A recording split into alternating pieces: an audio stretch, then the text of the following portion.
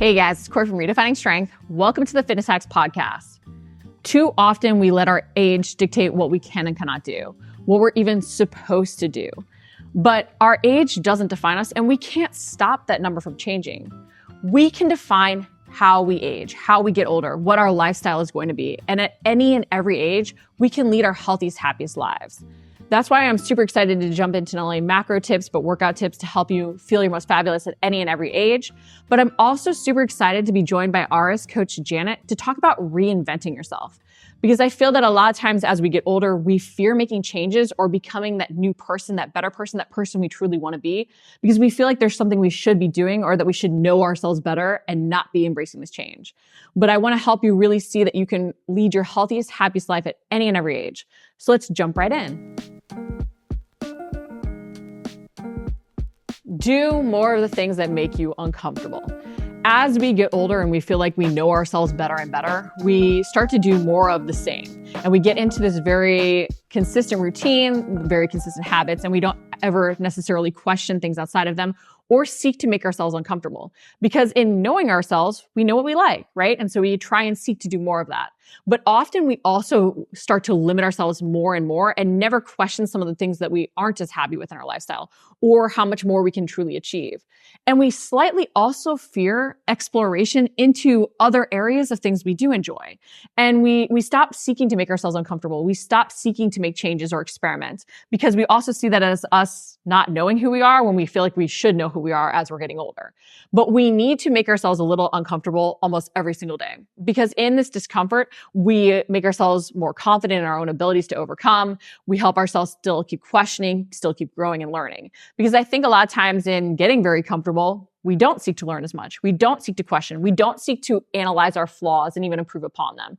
We just keep sort of doing the things that are easy, comfortable, intuitive, sustainable feeling, but it's never really allowing us to grow or improve or feel better. And in that, a lot of times we can even see our results start to slide in different areas of our life, us feel not as happy in our lifestyle because we've let even things that met us where we were at previously continue on while they don't match our body, our needs, or goals right now, right? It's what I often see happening with clients who, enter menopause, who have different lifestyle changes. They don't assess what do I need right now, and they're stuck in old patterns that used to work, things that were comfortable, because they are not so used to being uncomfortable. So I would tell you, start really assessing, like, where am I at right now? What do I want out of not only life right now, but out of the next decade? And while the pain of being stuck, the pain of our current situation, so like if we have weight we want to lose, that pain of having gained weight or being at a weight we don't like is often more motivating than the prospect of what could be. If we do analyze what we want and we even start to say, hey, how do I embrace this lifestyle? How do I become this person? We'll start to make little changes that, yes, while uncomfortable, will move us forward towards that goal. But we do have to analyze, like, where do I want to be? And in that, be like, okay, if I want to be here, what can I do to start now? And I think that's something great that I'm super excited for you to hear Janet talk about is like, why wait? Why not start now? Like, why not take this risk on yourself? Why don't you deserve it? I don't think we question enough what we truly want out of life and what will make this life that we have right now the most impactful, the most meaningful to us. Instead, we do get a little caught up in the fear of judgment. We even get caught up in our own beliefs about ourselves that maybe from decades and decades ago, right? So I would tell you right now, guys, like if you're comfortable, if you think, oh, well, I know myself, I should be doing only these things. Sometimes questioning, sometimes experimenting, sometimes doing these things that are outside your comfort zone can show you new things that you didn't even realize that you liked and help you shed old beliefs to really move and feel your best. So embrace some discomfort, as comfortable as you might have gotten in your current routines and lifestyles. Embrace some discomfort, trying something new. And even if you don't like it, you learned about yourself a little bit more. You explored some other area of this life that you have to really see what's most meaningful for you and to lead your healthiest, happiest life at any and every stage. So I would tell you, do something that makes you uncomfortable. Write down even one thing right now that you've been avoiding because it makes you a little uncomfortable or you're a little fearful of it. Because in knowing yourself, you're like, well, I don't know if I'll like this. Hey, take that risk. Set that experiment, but do something uncomfortable to challenge yourself. It's the only way to learn and grow and even say, I'm going to be living my best life at this decade because I'm doing that.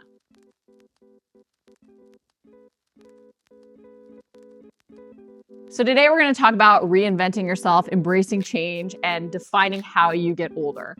I'm super excited to be joined by RS coach Janet to talk more about this. Janet, will you tell us a little bit about your story and your reinvention? Because I know that plays a lot into a lot of the things we're going to dive into with making changes and embracing them at any and every age. Yes. About the age of 50, I made a huge career shift. I left the school system, a very safe job with a reliable income, to pursue working in the fitness industry. It was a drastic change. There was a lot of uncertainty, but here I am 8.5 years later. I have not one regret of having taken that plunge and taking those risks to redefine who I am and reinvent my career path. It's definitely not an easy thing to do because I do think as we get older, there's this feeling that we should know ourselves, right? And I see it as we get older and know more about ourselves, that means that we can make changes or embrace changes that really meet us where we're at more. Can you talk a little bit about that fear and where you think it comes from, even that we don't want to make changes after a certain stage, thinking it's like bad, like we're admitting we're not like right or don't know ourselves or whatever? Well, I think a lot of it stems back to we think we shouldn't. And our preconceived notions of this is what I've always done versus what else is out there, and that fear of the what if and the unknowns. What's going to happen if I quit this job, which my real income, and move in a different direction and not know what my income's going to be? How is my family going to react to that? Will we be able to pay the bills and make ends meet? So there's a lot of uncomfortableness that goes along with taking those risks. But we never know what's going to happen if we don't jump. Sometimes we just got to take the leap of faith and go, this is all going to work out. It's hard to do, though. I think you've touched on something that's so important, is that like we get very comfortable. There's been a set comfort level we've even been at for a long time. And so it's hard to let go of that with the what if this doesn't work? And on top of the what if, there's the what if I can't, right? That fear of I can't, the not knowing what's truly possible. How do you overcome that as well? I don't think there's a real easy path to it except doing it and accepting the fact that if we don't take action, then no change ever occurs. We can sit down in our chair and think about all the things that we want to do all day long, every day. But if we don't take action with those changes and reinventing who we are, then it's never going to happen. Change requires action. And it's not going to be comfortable. Our brain likes comfort. Our brain likes easy. So it's going to try to talk us out of making those changes too. Oh my gosh, you're too old to go to the weight room. You've always been the chubby one in your family. What do you mean you want to lose weight? It changes the dynamics of your family structure oftentimes too. So there is a lot of risks, but without action, we don't know what's going to happen next. Sometimes we have to embrace that unknown and accept the fact there's going to be anxiety that comes with it. So talking about action, that's honestly the hardest step, right? We talk a lot about how getting started is sometimes the hardest part, and it really is. How do you take that first action if this has been going around in your head and you're like, there's the doubts, there's the fears, but you know you really do want to do it? What's that first step to act? I think for me, pick up that phone. Apply for that job, walk into the gym, whatever it may be that you want to do. Put these shoes on and walk out your door. Take that risk, pick up the phone. Maybe you've been looking online on Indeed and you see a job that you think you'd be perfect for, but you hesitate applying for it. Apply for the job. What's going to happen? Maybe you get the job, maybe you don't, but it opens that door to realize that you can take action. You know, just like going to the gym for a lot of women, maybe they've never been comfortable anything other than group exercise. Walk into that weight room floor, get to know it, get comfortable there. No one's watching you. They're really not. And most of the time people want to embrace that you're there and they want to help you. So it's just about taking action and not letting that fear and that anxiety dictate what happens next. It really is even that small change, right? Like it's just looking for the job. It's picking up the phone. It's walking into the weight room. It's doing one little thing and then even celebrating that win and realizing too that there's so many different ways we can embrace that discomfort that translate into other areas of your life. And I want to bring this up because I know you've mentioned like you took this leap into a new career. But part of, I bet, like even the changes and willingness to embrace that discomfort is the fact that you had built that confidence in other areas of your life. Like I see it a lot with our clients, even like they make this change for their health. They come into the coaching program, they start doing the workouts, they start doing the nutrition. And often we even do the easiest change in any of those areas first, but they've made these other changes. They've proven to themselves how much they're capable of. And then they run with so much more. How would you suggest that somebody maybe even go about embracing the discomfort of change if they are looking to really reinvent themselves as a whole? Well, I think a lot of it is we have to let go of some of our preconceived notions or our own self-imposed labels of I can't, I've always been, I'm not coordinated, I'm not athletic. We have to let go of those and start going, wait a minute. Yes, I am. Yes, I can. And really taking action on those because maybe you were the last one always picked in PE when you played kickball back in junior high or elementary school, like I was. Let go of that. You are not that person anymore. You're not in sixth grade anymore. We're adults and we can do. And very oftentimes, I think as we age too, as women, we have preconceived notions on what does a 50-plus-year-old look like? Well, I'm sorry, y'all. If you watched the halftime show not too long ago, Dolly Parton sure did rock that Dallas Cowboy cheerleader outfit. She took a risk. That was a huge risk. So we can take those risks too. And if you've always done X, try Y. Try doing something different. What's the worst that's going to happen? I think it's questioning those self-imposed beliefs, right? Because so often we are what sabotage ourselves in that we don't let go of those things. We don't even assess why we had them. Like you were picked last for a team sport in junior high school. You're not that same person, but we let that emotion or that fear stay with us and we never question where it actually came from. So I think a big thing, if we want to make a change, is even pausing to just assess and build that self-awareness of like, why do I believe some of these things? Where do these beliefs come from? And how can I let go of them? Who is defining aging? Who is defining self to me? Because a lot of times it's either previous things that we haven't let go of that really don't fit who we are now, or it is outside standards we sort of say should be there. But who says that you shouldn't rock that Dallas Cowboys uniform if you want to and define how you age? Because ultimately, like you have to be happy with your life, right?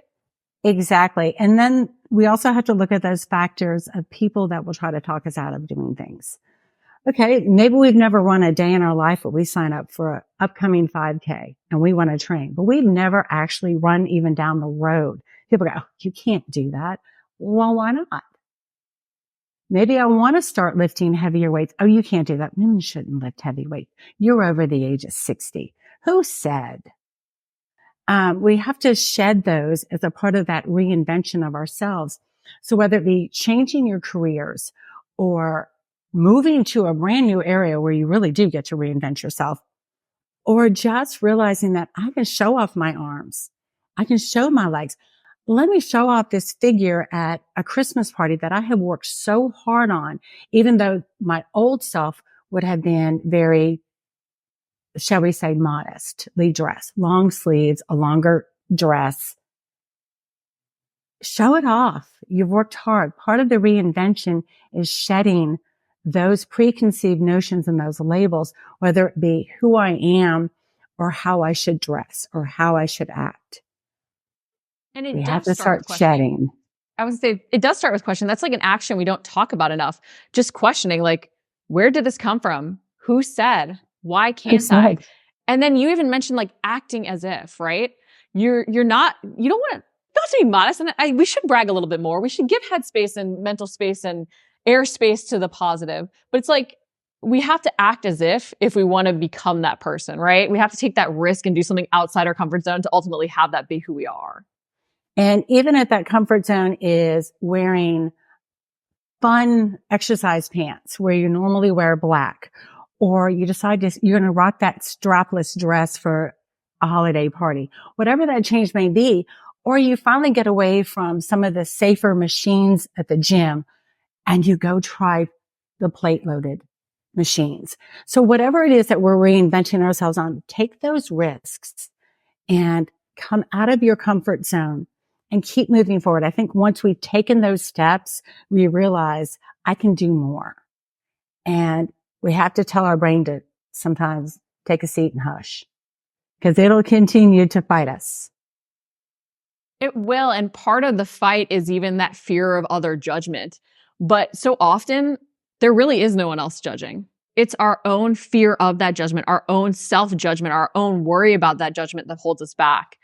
In terms of overcoming that, because while I think a lot of times we do create that judgment, there are going to be people in our lives that are going to give their not so pleasant opinions, the cop salt even, right? How do you handle that when you are confronted with somebody who doesn't like the changes that you're making?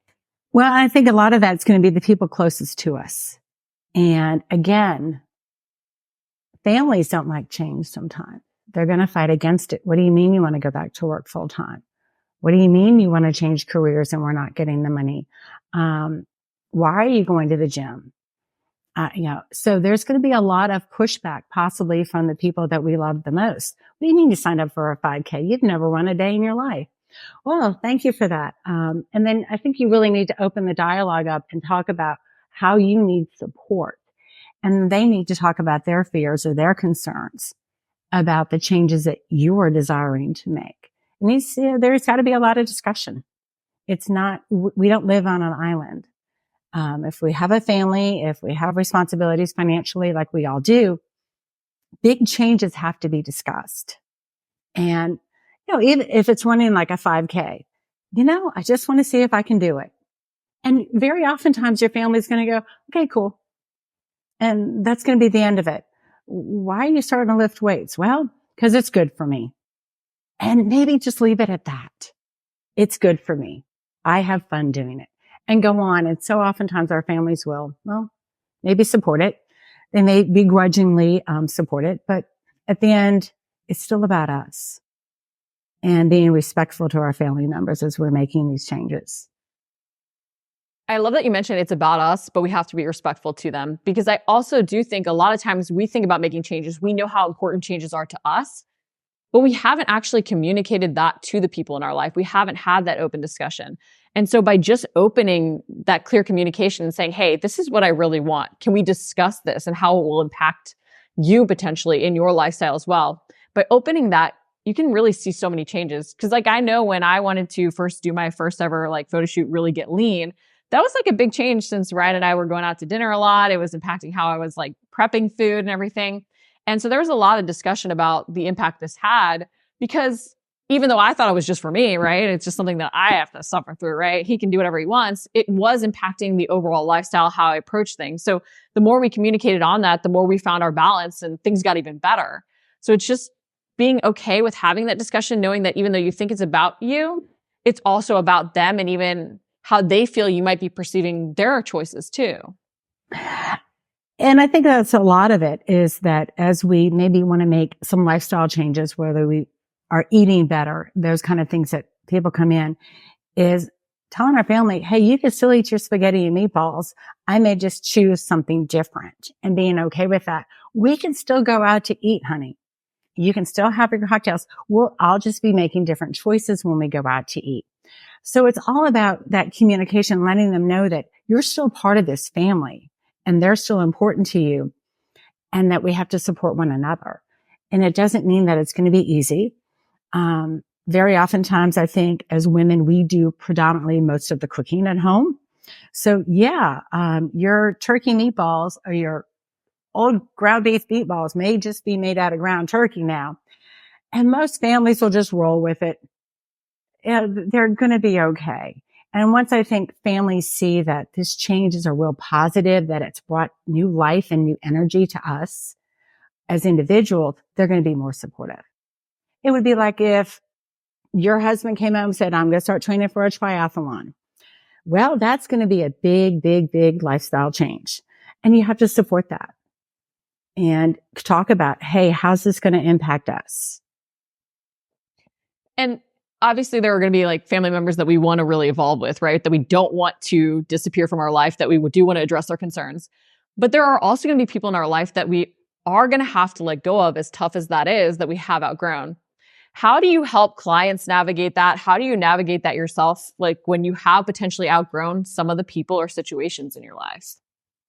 That's a tough question to answer because very oftentimes it's something we see insidiously, for lack of a better word, that we start to realize they are trying to talk us out of it. They're trying to sabotage us. And sometimes we don't even realize it at the outset.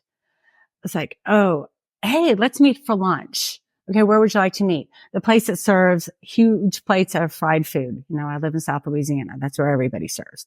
Well, what are some other options? Can we go somewhere different? No, this is where I want to go. Well, I'm not going to be able to go this week. Thank you so much.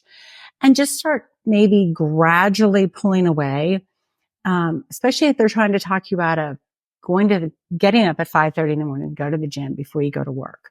Or they're trying to say, a couple drinks won't matter. Well, maybe it does. Maybe this is part of what I'm trying to let go of so I can achieve my reinvention. Those people that are not supportive need to start being slowly pushed out of your life. Or just a simple, no, thank you. I'll have to take a rain check this time. And just being polite about it. But we do have, and eventually those people, especially if they're friends of your former lifestyle per se, or your former jobs or whatever, they'll start to fade away and you'll start to fade away because they don't have the value they used to have in our lives.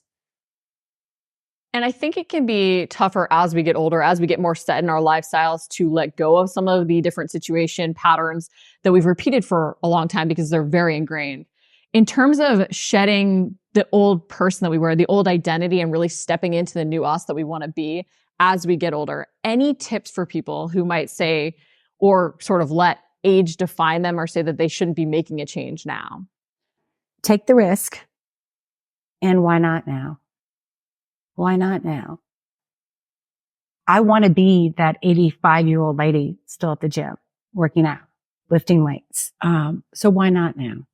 What is holding us back? Age does not define us.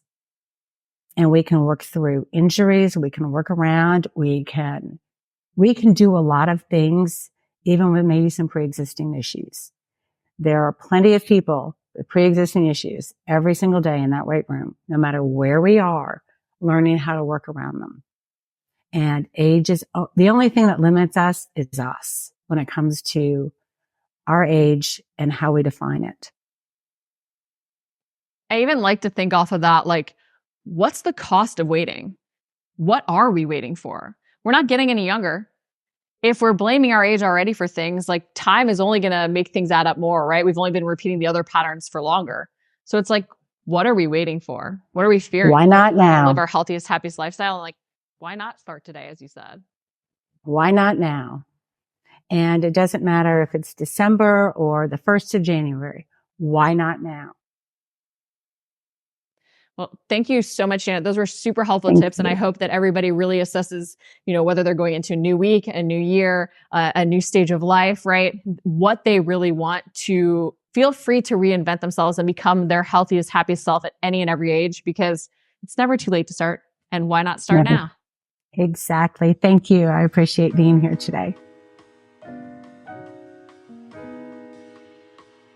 So I want to talk about some macro and even micro tips to help us meet our body where we're at. Because as much as we too often blame things on age, saying, oh, I'm too old for this, or because of aging, it's not as easy to do this, there are so many lifestyle factors that we can control. And that's really not an excuse not to see the results that you want. It's an excuse to make a change, or it's a reason to make a change. Because if we don't address what our body needs right now, we're not going to see the results we deserve. As we get older, it is harder to build and retain lean muscle. Our hormone levels are not working for us as much as they were when we were younger, right? Our lifestyle factors may have changed. We may have had a lot more things add up over the years, from aches and pains to even being more sedentary, to even previous dieting practices having created metabolic adaptations. But we can address all these things. Sometimes, yes, it stinks and it takes time because we have to retrain our body to eat more, or retrain our body to handle things, or retrain our mind to even embrace things. But we can always meet our body where we're at. And so I want to talk about macro and micronutrient tips and things that we should be including to help match our body where it's at right now. First thing I want to go over is the fact that over the age of 50, it becomes a lot harder to build and retain lean muscle. Part of this is, again, our hormone levels, the fact that as we get older, we're less able to utilize proteins efficiently. We don't have that same muscle stimulus as easily for growth, right? So it takes a lot more to stimulate the muscle growth. That's why increasing protein and focusing on that strength work is key. But specifically increasing protein and even increasing the amount of protein consumed per meal can be really key to create that stimulus for muscle growth that we might have had optimized for when we were younger, okay? On top of this, if you're in a calorie deficit or you've even done previous dieting practices where you've slashed your calories extremely low, you might have hindered your metabolism. And if you go back to those dieting practices, slashing your calories super low, and you're not conscious of protein, you're going to see a lot more muscle being lost because your body isn't as able to build it and retain it. So because you are getting older and it becomes harder, we want to increase that muscle, by eating more protein and focusing on even bigger portions of protein at each meal. Okay. So increasing protein is key to create that same stimulus for muscle growth we once had when we were younger. By doing that, they've shown that you can, but it is harder and you just have to work harder and implement something new, but it's possible if you make these changes. Okay.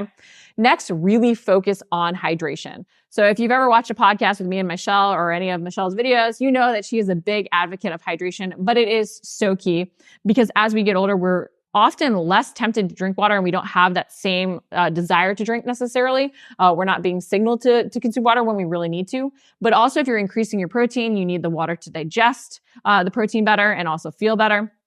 It's also so key for fat loss. And again, our hormone levels are not what they once used to be. Our metabolic rate isn't what it once used to be. And I will tangent a little bit here to say our metabolic rate is often not what it used to be because of lifestyle factors and because we've done previous dieting practices to lose muscle. We're not focusing on it now.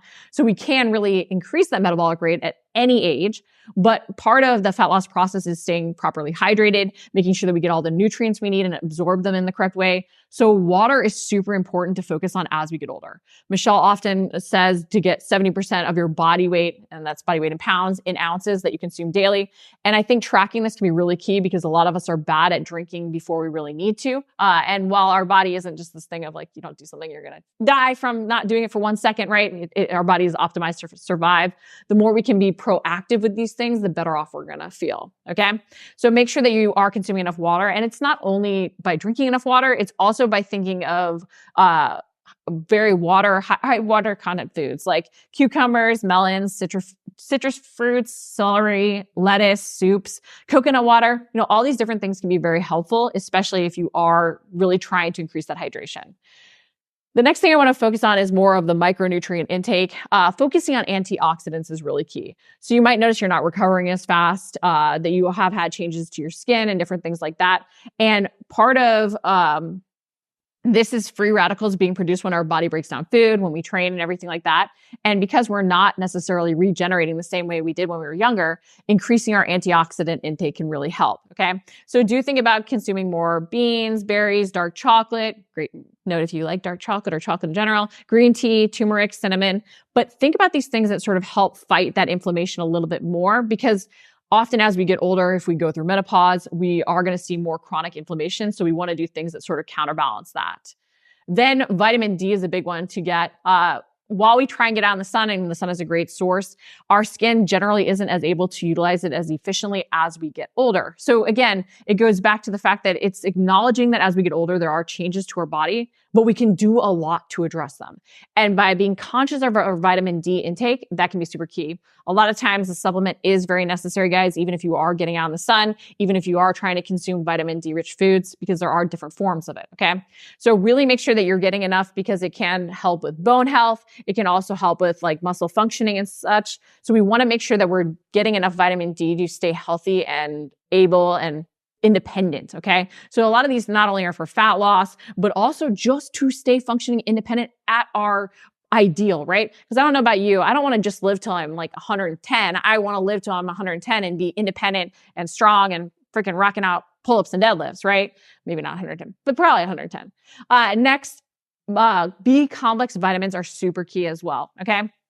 They have a huge impact on our overall health. They help convert carbs, fat, and protein into energy. They help maintain optimal energy production, and they're important to vitality in general. Okay. They also help improve our cognitive functioning. And as we get older, again, I want to not only move well, but I want to be super alert, super functioning. I want to be super with it till my final day on this planet. And I know most of us do. And so it's really key we do everything we can from every aspect, okay? We not only want to be assessing how we can work out better, how we can sleep better, but what are the micronutrient changes, those 1% improvements we can make? So making sure that you're getting enough vitamin B or the vitamin B complex, because there are different types of it, is super important. So if you are a vegan or vegetarian and you're plant-based, you do want to be very conscious that it is harder for you to get sufficient amounts of this. So even consider supplementation. But because they're water soluble, you need to get more into your diet and consume them consistently. Okay. So think about, getting enough animal products, legumes, nuts, seeds, whole grains, eggs, mushrooms. There are even fortified foods if you are plant-based and you're not consuming those animal products that are so rich in them. Okay. But make sure that you're paying attention to your nutrition. And even if you haven't tracked your diet in the past and you've been like, well, I've always been able to maintain my weight and now I suddenly can't, especially with the change of the menopause. Tracking your food will not only help with that fat loss, with that body recomp, but tracking your food can help you see what foods maybe don't make you feel as good now as you get older, because our body and how we respond to foods does change, or even address some of those deficiencies that you might see popping up as your body isn't able to utilize things as efficiently. So tracking your food is such a great resource to help make sure that you're feeling your most fabulous, looking your most fabulous, keeping your skin young, keeping your energy up. It's not just about weight loss, but track your food and really assess, where are my macros? Am I eating enough? Am I staying hydrated? Yes, tracking your water. And then making sure that you're hitting even some of those micronutrients that are so key as we get older to feel and look our best.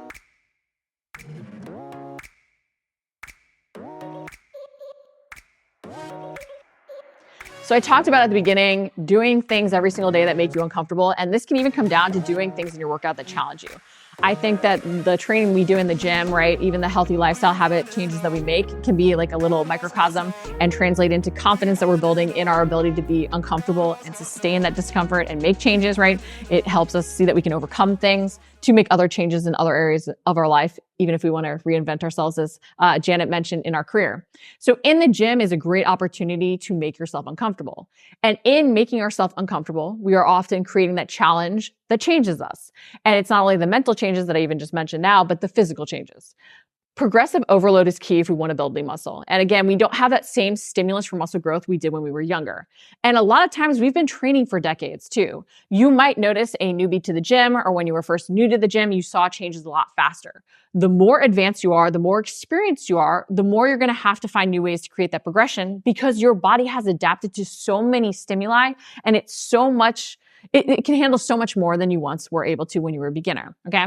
So you're gonna have to make sure that you're challenging yourself in new ways to create that same stimulus for muscle growth. You might also find that your recovery has changed, okay? Again, a lot of times this is lifestyle factors that we're not addressing. We wanna make sure our hydration is there, that our fueling is there, that our sleep is there. But as we get older, we aren't going to recover and rebuild in the same way, okay? So we have to be conscious of that in how we're creating progression. That means not just going with heavier weights, not just doing those movements that only create muscle tissue damage. It's being conscious of all the different drivers of muscle growth and finding different ways to make ourselves uncomfortable, because in that discomfort, that is where we are creating that change, because it is challenging our body in new ways.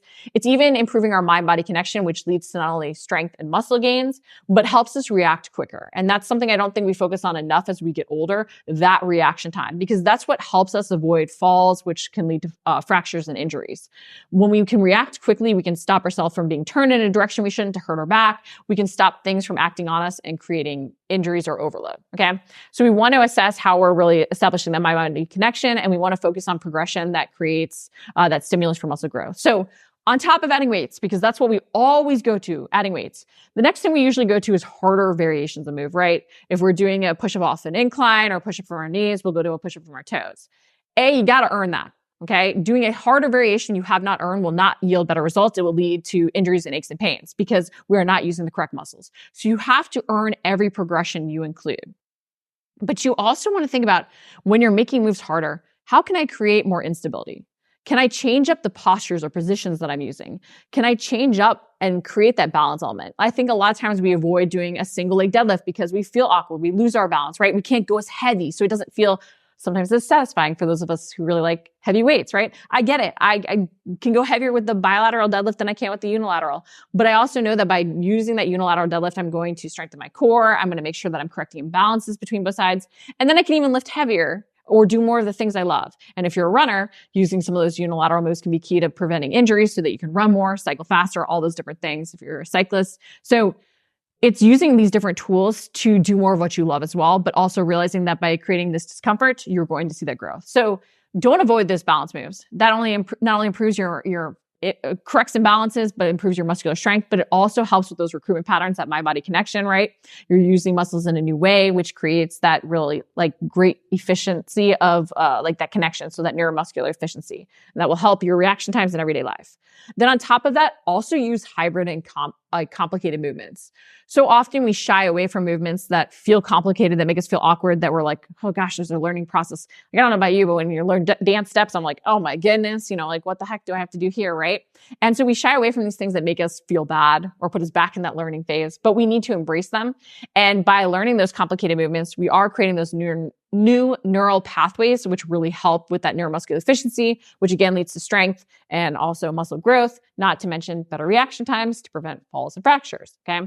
But don't shy away from movements that are hybrid movements and complicated movements. They're also really great if you're short on time to get a really big bang for your buck and get in very efficient workouts. See more calories burned. Not that our workout should only be about calories, but it can be a nice added bonus. Then include exercises that you stink at. Okay. I think a lot of times we'll avoid or even dread exercises, and therefore we don't make ourselves do them. I know there are exercises like that for me. Okay. I do not like balance lunges or Bulgarian split squats. It's not that they're necessarily even the hardest move I have to do or that I find them the hardest move. There's just something about the discomfort of them I don't like. But that being said, while I might not include them every progression, I do make sure to cycle back through them because the only way to become more comfortable with them is to do them. But I also know that by forcing myself to do it, I have that feeling of success with it, right? I'm overcoming something that I think is a challenge. I'm also, again, still establishing that mind-body connection in a new way. And I know it's going to advance other things. So instead of shying away from those things, recognize that by becoming better at them too, you might dislike them a little bit less. I can tell you the more I've done step-ups, the more I don't dislike them. Those used to be on that list and they're not anymore. I've also found variations I enjoy more of them and I include those more frequently. So while I don't enjoy the dumbbell step-ups as much for whatever reason, not fully sure, I like cable step-ups. Maybe it's a little bit more glute intensive focus, right? But I'm even not only using a move for another purpose, right? And activating muscles to different extents with the different tools, which again is another form of progression. But I'm also forcing myself to do something that I would otherwise avoid, dread, and becoming better at it so that I don't even mind now dumbbell step-ups quite as much. Still don't like them as much, but I now do them, see the purpose of them, and I've gotten better at them, which has created so many other good things, right? Going off of that, I mentioned including different tools because not only can you activate muscles to different extents, but it creates progression in a different way because all of them act in different ways. Resistance band is going to apply tension in different ways than dumbbells because dumbbells are based on gravity. The resistance band, as you stretch it and usually where the muscle's strongest, it applies more tension. So that can be really great to drive muscle growth, right? Make sure you're moving in different planes of motion. Also, a lot of times we'll just do our squats, we'll just do our deadlifts, we'll just do our front or back lunges, we'll avoid side lunges or rotational things. But these things are super key to train those movement patterns because the more movements patterns we train, the more we're able to control those movement patterns in everyday life. And if you really think about the movements you do in everyday life, they're not just forward and backwards. They're in every direction, right? A lot of times we're even rotating as we're reaching up overhead, as we're lunging down, right? So the more we can combine these and really use the gym as an opportunity to train these movement patterns, the more we can prevent injury in everyday life, okay? And that even goes to another point that I wanted to make is retraining movement patterns. So often we have an injury and then we avoid certain movements because, we say, oh, my knees hurt, I can't do active knee flexion. Well, you're doing active knee flexion in everyday life. So you need to use the gym as a chance to rebuild those movement patterns and control them as much as possible. No, not every variation of every movement will be right for every person. And there's not like one move we all have to do, but the more movement patterns you can learn to control in the gym, the better you're going to move in everyday life and the less risk for injury you'll actually have. So stop just avoiding moves, find ways to break them down and retrain those movement patterns, re-strengthen those muscles to protect those joints, which otherwise would become injured. Okay. Then don't fear different tempos and don't fear impact. And I'm sort of lumping these together because a lot of times as we get older, we stop including jumping moves. And while jumping moves, especially starting back, might not be right for everybody, the more impact we can handle, the better off we're going to be. And this also goes back to tempos. Part of jumping movements isn't just being able to handle and learn landing mechanics, which is the key part, okay? So it's not even the jumping that we have to train, it's the landing mechanics I want more of us to learn, because if you're going on a hike and you're stepping down off a rock, if it's a bigger step, you're not jumping down, but that's still a landing mechanic that could hurt your knee if you don't know how to land properly. So doing some more explosive movements, some jumping movements in the gym can help you learn those landing mechanics. But it's also the different tempos. When you're jumping, you're moving explosively, you're moving quickly. This means you're able to recruit muscles very quickly. So if you're only lifting and you're lifting slowly, you're missing out on a huge component of being able to recruit muscles faster to perform the movements. So don't be afraid to speed up tempos at points. I know we think, oh, well, I'm rushing through, that's not good. But being able to recruit muscles very quickly to perform a movement and perform it well, like being able to do a burpee and call on all the different muscles of your body to work very efficiently. Well, burpees have gotten a bad rap at times, and I don't really know that many people that like them unless they really just like them because they're destructive. The burpee has a purpose and can have a purpose in that neuromuscular efficiency, that ability to recruit a lot of muscles all at once very efficiently and very quickly to react, which can really help us in everyday life. So don't fear speeding up tempos, and don't just only steer towards slowing them down, as beneficial as even focusing on the eccentric might be. So remember, there are lots of ways to make ourselves uncomfortable, to challenge our body in new ways, create that progression, build that lean muscle that is so key to help us really define how we age, be functionally fit till our final day on this planet. But embrace some of this discomfort and find new ways to challenge yourself that can be really fun. I'd love to even hear in the comments what new ways you are challenging yourself in your workouts. Well, that's a wrap for this episode of the Fitness Hacks podcast. I hope that you do not let that number, that age, define you, but instead redefine how you are going to get older, because you cannot stop that number, at least not in any way that allows you to actually live a full life. So you want to embrace it and say, hey, how am I going to be my most fabulous today, tomorrow, and into the next decade? So hope these tips help. Have a fabulous week, guys.